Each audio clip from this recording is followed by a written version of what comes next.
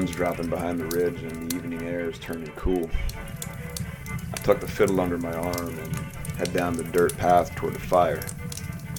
You can already hear the others gathering. Someone thumping a drum, banjo being tuned, a few stray notes drifting out into the dusk. Folks come from all over the hollow when the work is done. Some bring instruments, some bring voices, some just come to listen. Tunes we play are older than any of us, passed from hand to hand, ear to ear, long before anyone thought to write them down. That's the way of it. Music not made for stages or crowds, but for neighbors and kin, for keeping the old stories alive and sending them forward into another night. So come on then, pull up a chair by the fire, tune your strings if you got them, and listen close. Tune's about to start. Welcome to another edition of the Charlie and Andrei podcast with our featured guest, Paul Shepard, another Paulcast here Yep, today. the Paul is back in the house. We're going to be talking about folk music this time. This is a subject that he's actually an expert in. So we're going to defer to him a lot, but it's also like a topic that I've kind of taken a lot of interest in over the years. Both me and you have like played a little bit of like, impromptu folk music with Paul, like the different instruments and stuff like that, just kind of having fun. And we're kind of gonna dive into like what constitutes folk, like what defines it, as a style or as a sort of mode of producing music. There's a lot of debate about that. I mean, there are things that can be seen as stylistically folk that might be actually very commercial, that might, not meet like stricter criteria of folk. So we're gonna go through like the origins of it, if you could even say that, like the history, the development of it, and have some kind of discussions about like some of the big, stars and figures and folk over time, and maybe how even how like different cultures apply it, like around the world and things like that. So it's gonna be a fun time. Stay tuned. Paul, it's all you, buddy.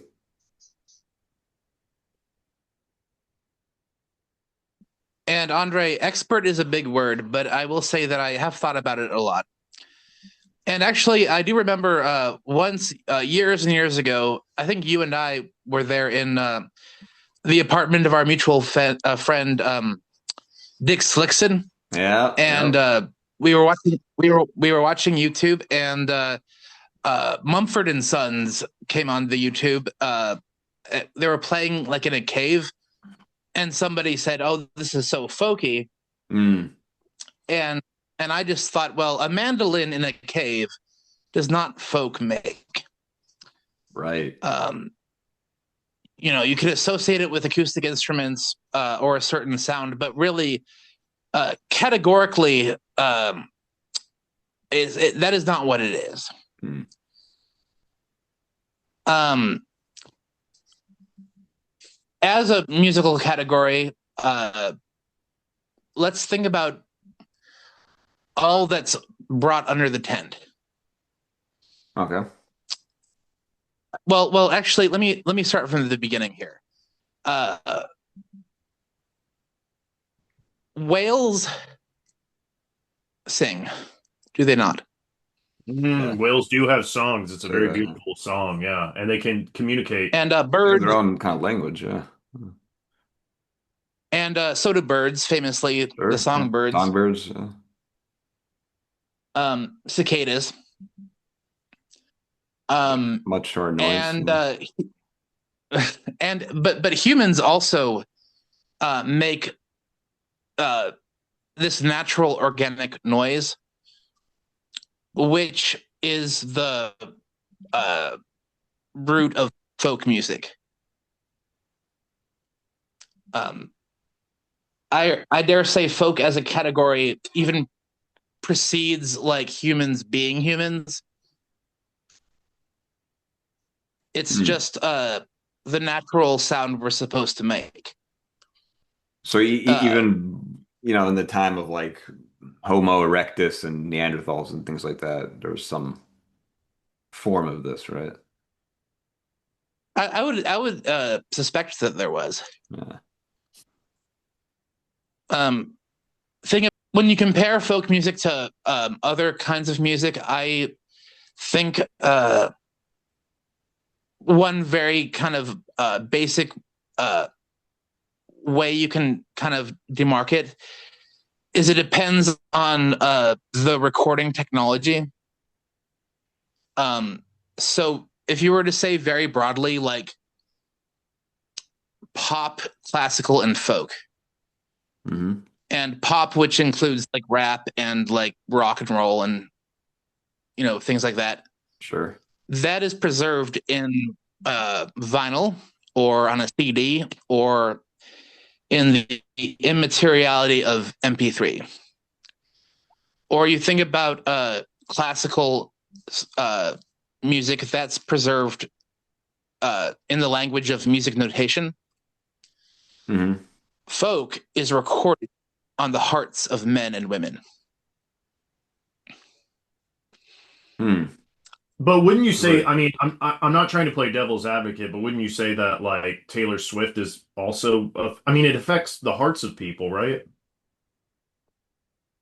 Well, I say recorded in the sense that like you think of any folk song that in history was preserved by people playing it and singing it, through the generations.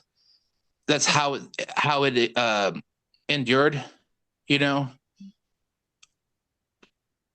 Whereas But Taylor Swift uh, is preserved in a like a literal recording, Yeah, like an audio electronic format. recording. Yeah.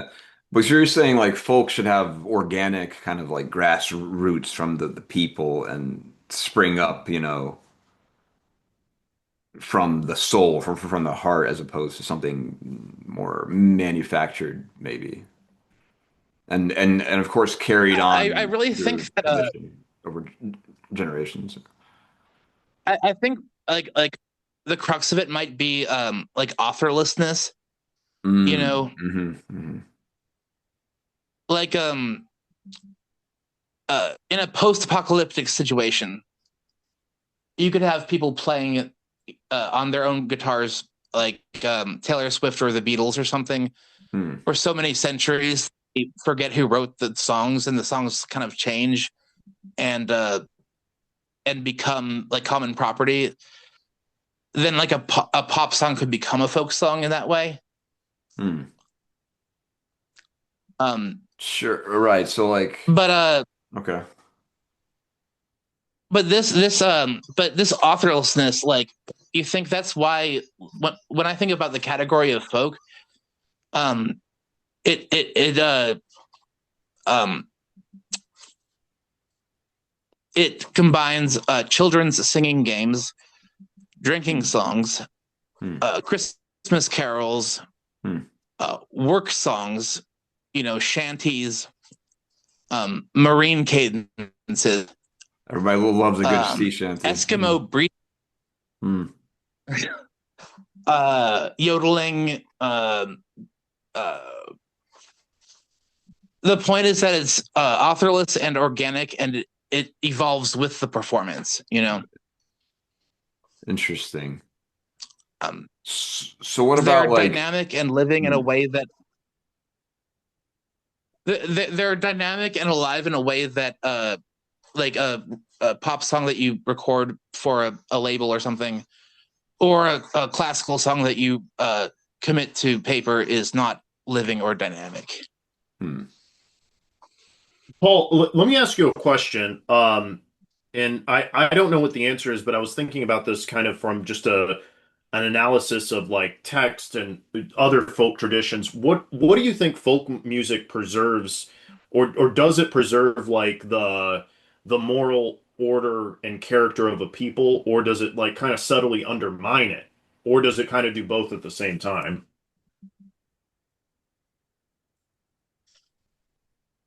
I don't think that folk undermines in the same way that other kinds of music can do. Um, I think that the fact that if we're taking folk to mean like songs that are played that performers learn and sing one generation to the next, uh, and which is sort of subtly evolving and they're adapting it. Uh, if a song is uh, not useful or bad, uh, nobody's going to remember it. But if it's worthwhile, people will continue to sing it. You know, uh, which is maybe part of the uh, part of why these ancient folk songs are so incredibly beautiful because they've sort of withstood the natural selection. Uh, you see what I'm saying? Yeah, yeah, Right. yeah, yeah. I think that's actually really cool. It speaks to yeah, human nature. But like regarding the whole like authorlessness thing, and you said how like even stuff like Taylor Swift with the Beatles, it eventually with enough time might and start to approach folk territory. So people like in between kind of cases would be like someone like Stephen Foster, for example, who's become an embedded part of like Americana and has a lot of these classic songs like "Oh Susanna" and "Camp Down Races" and "Beautiful Dreamer" and things like that. My old Kentucky home. I mean, that is a known author, but you know, it's like almost 200 years ago, and he died penniless. He didn't really make a lot from it. You know, he wasn't really very commercial about it, and it kind of these songs, most people forget who even like composed them. So like how would you categorize like that kind of thing? You're exactly right. Yeah. I mean, he is.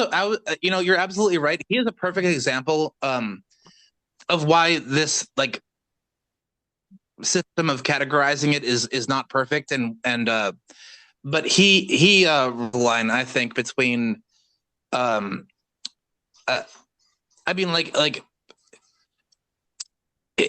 when he published his music in his life that was on paper and he wrote it, uh it was commercial, not that it helped him very much.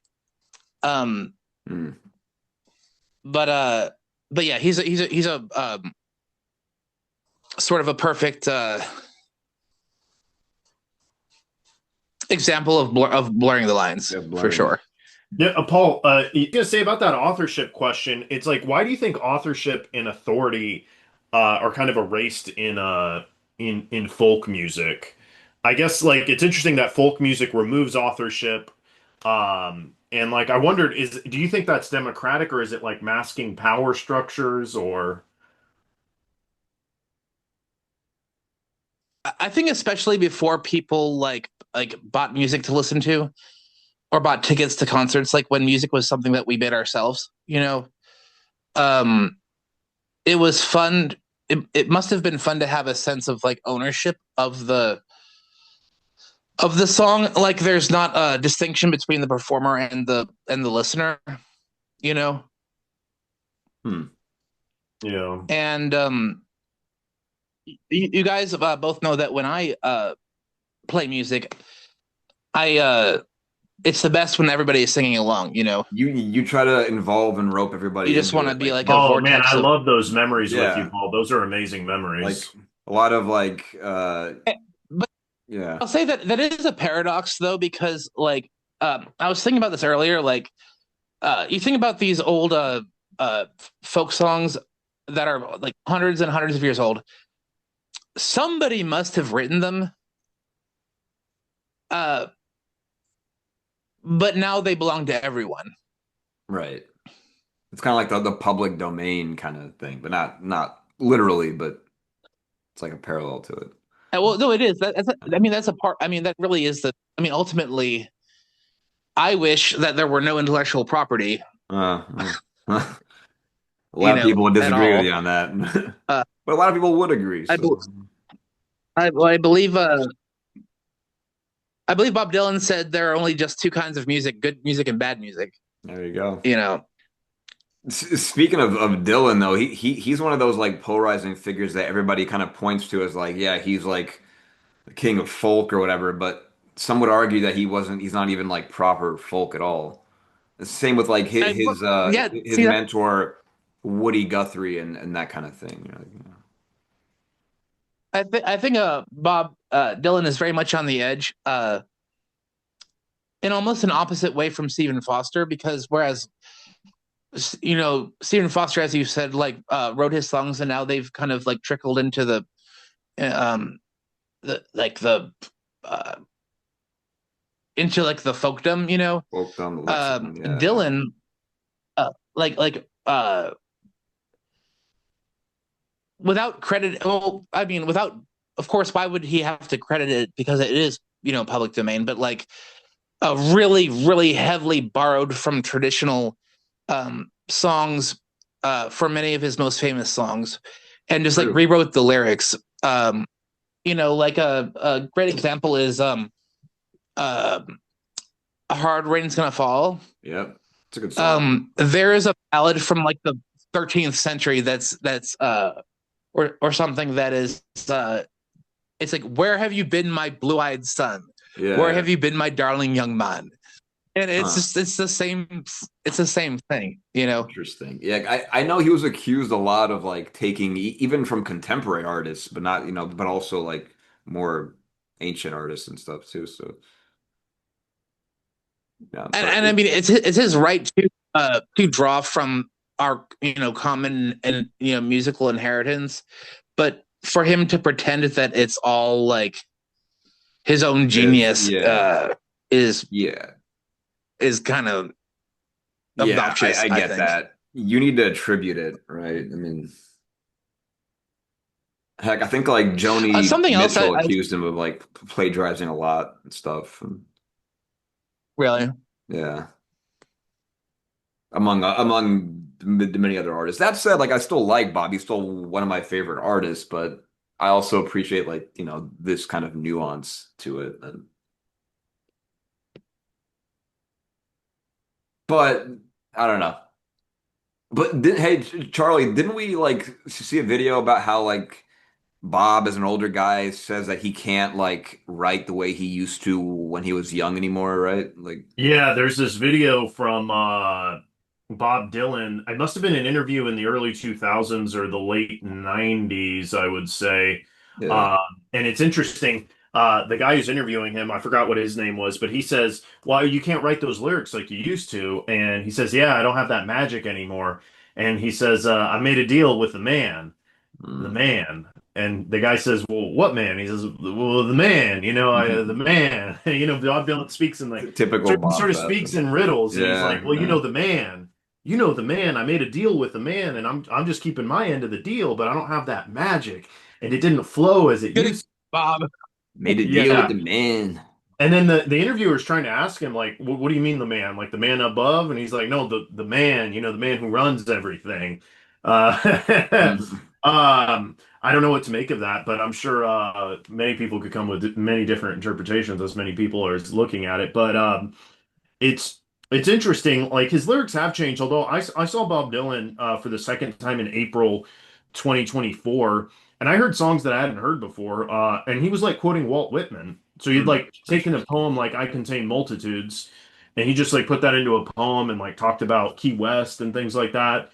I thought it was interesting, but it's interesting what Paul is saying. It's like I guess like if you take Walt Whitman, you can't like easily get away with saying, "Hey, I made these lyrics up." Well, you didn't make those lyrics up. We know where like "I Contain Multitudes" Right. comes from, but I guess maybe that, and I'm not Maybe. saying that Bob Dylan. I mean, I love Bob Dylan. I mean, Andre and I last summer we were driving down the highway in Austin listening to Bob Dylan, and I mean, I love Bob Dylan a lot, but it is interesting. I didn't know about this controversy where he didn't attribute things to Yeah. people, but it's what is cool is those interviews where he says these very cryptic things. He's like, "I made a deal with the man above. Oh, he's I made an agreement. I did a ritual with him, and a very unique guy.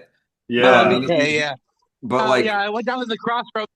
It's, whenever anybody asks me how I do anything, I'm gonna tell them it's a secret technique taught me by the devil. I'm sure Bob Dylan has a song about that. To be honest, where he made a deal with I'm sure there's many. there's many. But like, no, I've seen him in Um, concert too. I've seen him in like 2006, and like he was odd. Like he played mostly newish songs that weren't they didn't really quite slap the same as his old stuff. He was also like playing the piano facing sideways from the crowd the whole time and not really like that, looking at us. It was interesting. Um, I saw him live too, and he had his nose in the piano the whole time. Also, yeah, so I don't know if he was like snubbing the crowd or just didn't care or like what was it's odd. He's a unique guy, but you have to admit his like mid 60s like output, during his most prolific era was also fed by a lot of like amphetamine use, like speed and stuff like that, like a lot of the artists were. So that, for better or for worse, that can drive and some creative juices. And then obviously his style changed. it is His style a like very changed. creative Yeah, go person, ahead. but what does it? But it's not folk, is the thing, Right. No, you I know. agree. But I think he would say that the reason he takes from other sources and doesn't always explicitly attribute them is because that is the folk tradition. It's not necessarily saying where you got things from. It's just kind of What about like incorporating. the hobo song or the hobo lullaby but you Wait, guys are you talking about like the Big Rock Candy Mountain? or Big Rock County Mountain? Yeah, Yeah, sorry. Yeah. during the I Depression love that era, song. classic. Wait, who wrote that one actually? Good I don't question. know. Let Well, me look Ezra it up. Pound said that when you forget where you read something. Okay. Oh, it's Harry McClintock, 1928. One evening, as the sun Sun went went down, the down and the jungle jungle fire was fires were burning. burning. The said, "Boys, I'm I'm not not turning. turning. Going Baby, on the crystal fountain. Come with with me, me and you you will will see see the the Big rock Rock candy Candy mountain. Mountains. Rock candy mountain, let me spell it bright. And they That's a go on pushing is and moving out it. every night All are empty and the farms are full of hay. There's a lake of stew and and whiskey whiskey too, and you too. paddle around Big in canoe, canoe in the big rock Candy mountain. Mountains. Candy Yeah, Mountain. I love it. It brings back some memories. Yep. Oh yeah. Paul, should I got you mentioned Ezra Pound. Yes. Yes, the Cantos. Uh, Good. Should I Cool. should we start reading one or Shouldn't that be a separate podcast? I don't know. It's a little. That's a little bit yeah. Um, but um Dylan being like his personality and his like authorship being so saturating his songs despite uh his reliance on these folk forms Hmm, uh hmm. reminds me of something I was considering earlier today, which is blues. Like, is blues folk? That's a good I would question. say blues is it's like a poetic form almost, because like you listen to Robert Johnson, like Right. The almost every original, the song is the OG. same, uh, uh, there's so much uh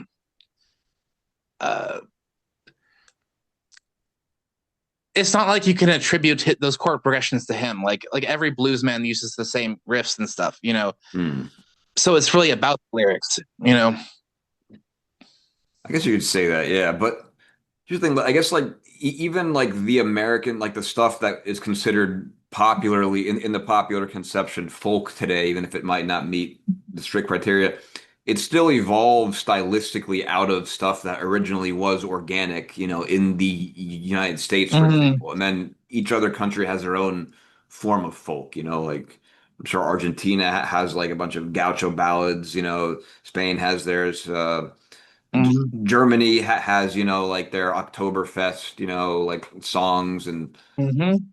when they wear the lederhosen and drink the beer. And then I'm sure the Russians have like the hora, like the circles where they dance around. And then obviously like Jewish folk, African, Chinese, Indian, whatever. So, but what we think of as folk is just the American expression of that. So, yeah, even though it became more commercialized in the last like half century, does that disqualify it? I mean,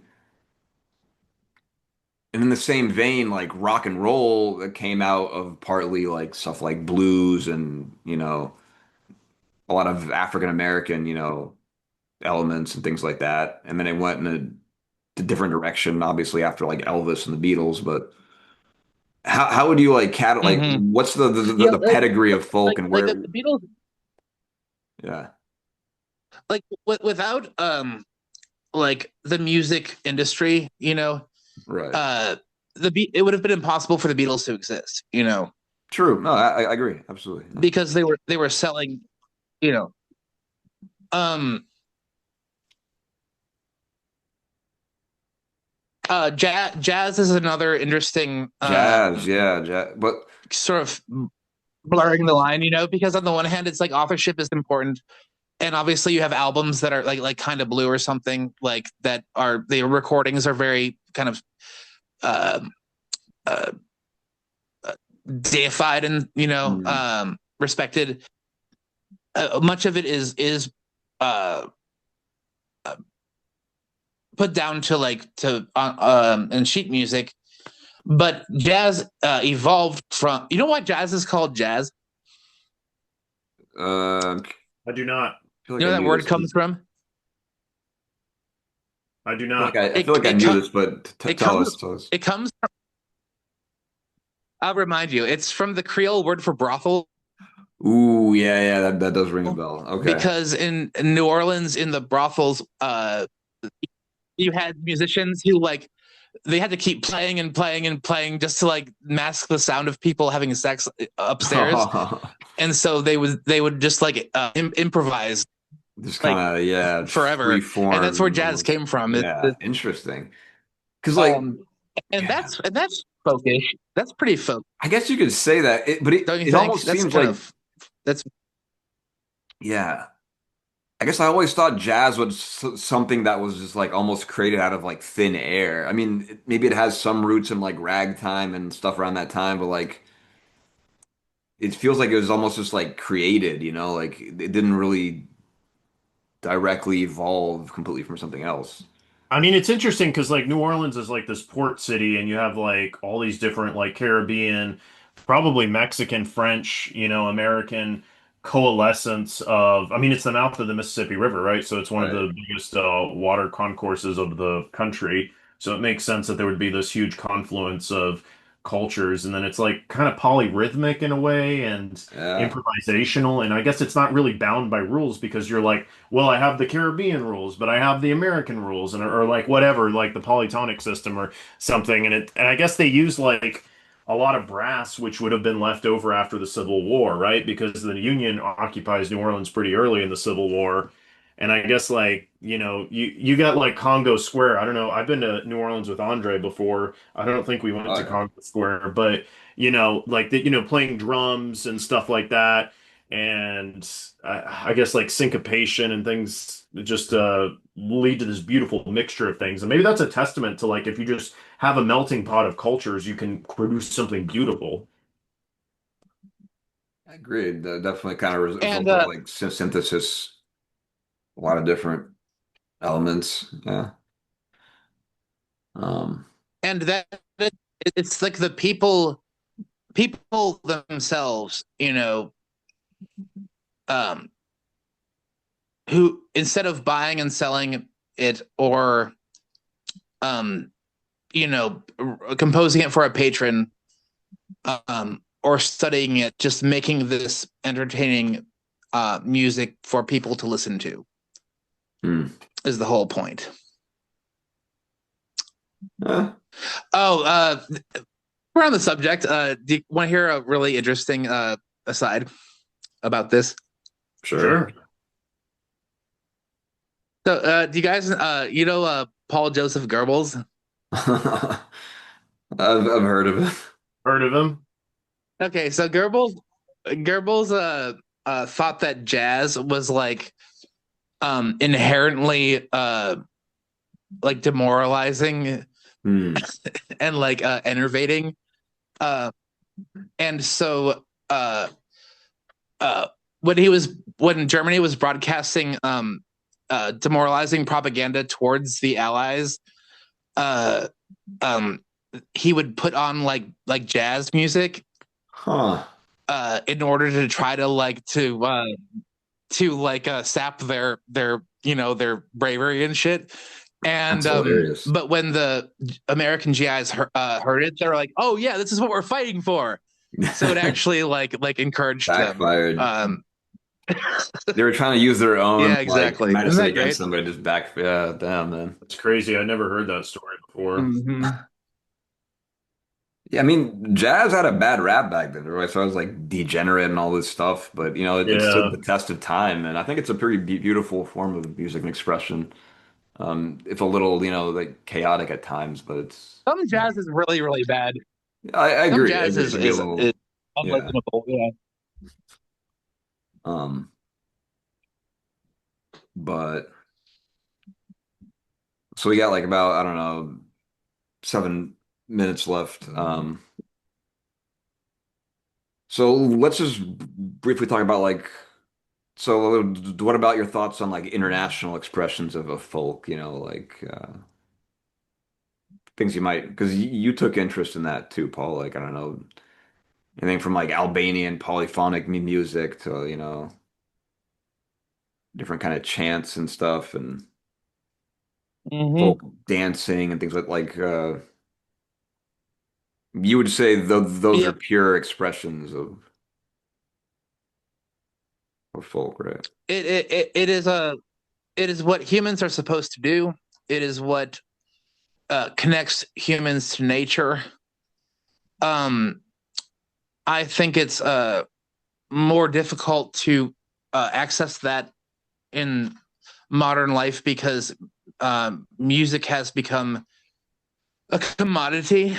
Um, Sadly. but if sadly, yes, and but if we are to retain that spark, we owe it to ourselves to play music ourselves and um, uh, to take up an instrument and immerse ourselves in the one big song that is the human spirit. Yeah, I mean, I think that's beautiful. I completely agree with you. And I mean, I think there's a reason folk music really speaks to the soul. Speaks to like very, basic, beautiful part of our instincts. What about that line from Twelfth Night? If music be the food of love, play on. I don't Signal. mean love in a romantic sense necessarily, in like in the way it was referenced, but just in a broader human sense, right? Like, Oh yeah, the food of the soul. yeah. So Nietzsche I said, "Without music, life would be a mistake." hmm. So it wasn't a mistake, in other words?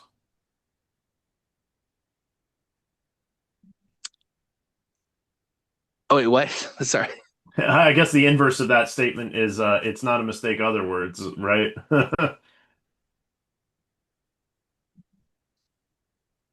Life would be a mistake without music, is what he means. Okay. But interestingly, he actually tried his hand at composing music when he was younger. It didn't do that well, but I've listened to some interesting like pieces by Nietzsche, actually. I don't know if you've heard Cool. of um but yeah. Let's play a folk song before we leave, guys. Yeah, let's do it. All right. I wish I had like something like a drum or like a bongo Um, drum or even the trusty comb I used to have like that I dragged across the edge of a table. oh, I remember those days. Those are good times. Very improvisational folk. I've played the Wild Rover for many a year. I spent all my money on whiskey and beer. If I had my wages and kept them in store, you'd know that I'd play the Wild Rover no more. No, nay, never. No, nay, never, no more. I'll play the Wild Rover. So never, no more. I'll go to the ale house I used to frequent. I'll tell the nice lady my money is spent. I asked her for credit, she tell me nay. Such business as yours I could have any day. No, nay, never. No, nay, never, no more. Play the wild rubber, no, never, no more. I took from my pocket a quart of soap bright, and lady's eyes lit up with the light. She said, "Come on in, I have not but the best. The things that I told you are only in jest. No, nay, never. No, nay, never, no more. No, I'll play the wild rover. No, never, no more." My parents say what I've done and beg them for giving their prodigal son. If they forgive me as so oft before, then you know that no more.